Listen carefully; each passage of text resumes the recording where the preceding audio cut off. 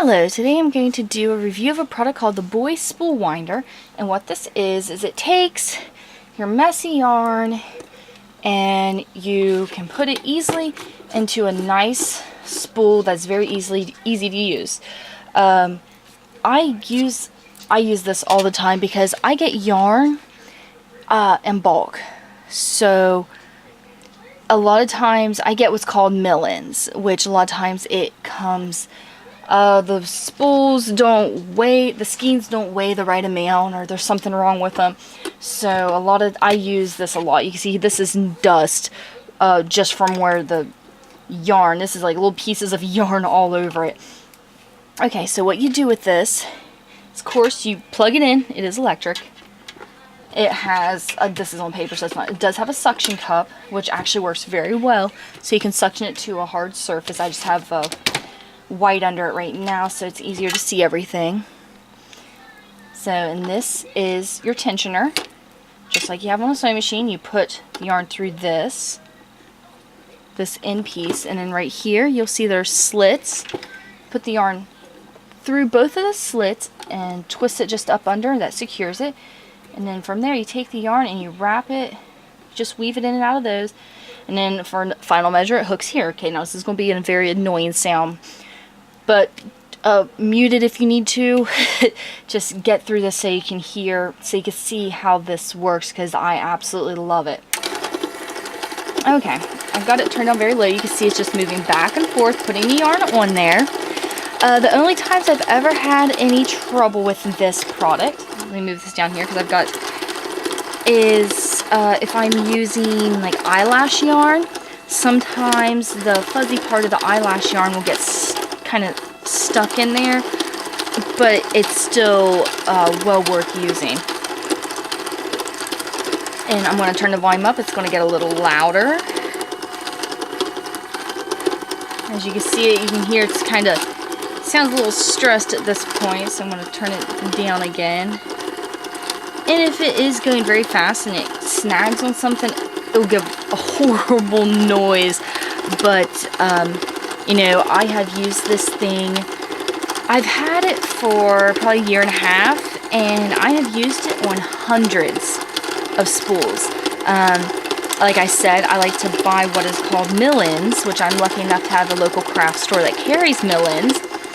And what I do is I will go and buy maybe 5-6 bags of mill-ins and then sit down and spool it all up so that I know what I've got. This yarn, actually there's going to be following videos where I'm using this yarn making a hat. I don't know what type of yarn this is, but it's wonderful. All I know is it's an acrylic yarn. It's very soft. It actually has 2 strands ran with it. One's more fuzzy, and then the other one's just a soft yarn. So as you can see, it's just, and if there's no knots in your yarn, you can kind of just sit down and it'll do its own thing. But see, if it starts to pull, it'll pull the whole thing up. So I prefer to not do that. As you can see, it's just moving right along. And when you're done with this, well, this whole spool will pull right off there. You'll have your yarn right in the middle, and you just pull that out. You've already got all the knots and everything out of it. The only time again with the eyelash yarn, the fuzzy on the eyelash is definitely known for getting caught and twisting around itself. So you have that problem with any skein or spool or anything that you use with the eyelash yarn.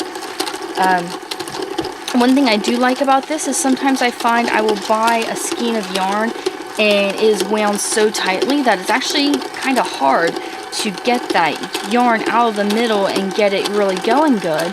This has a good, I'll turn it this way so you can still see it. Oh, see, that second strand got caught there. But you can see it has a good base, a good hole in there, so it doesn't leave a big opening. And you can see it's kind of pushing that, so we're, at this point I should end, but I've got like this much left, so I'm just gonna make it finish it out.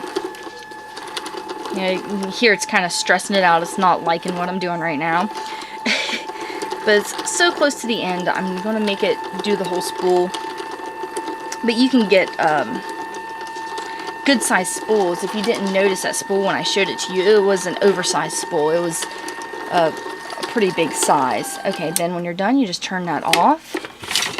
Here you go. Here's your middle strand. You pull that out.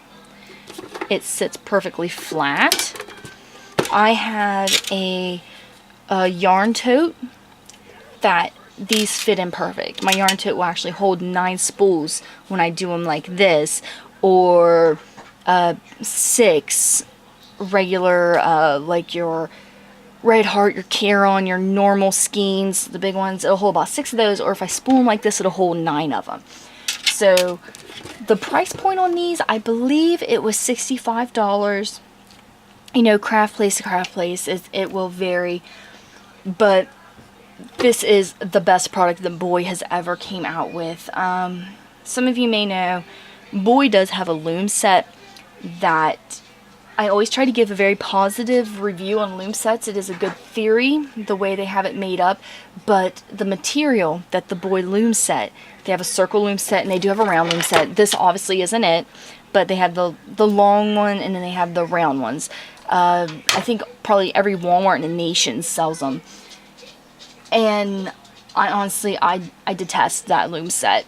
But I'm very, very picky with the looms that I use. But okay, this isn't about the Boye loom set. This is about the Boye spool winder.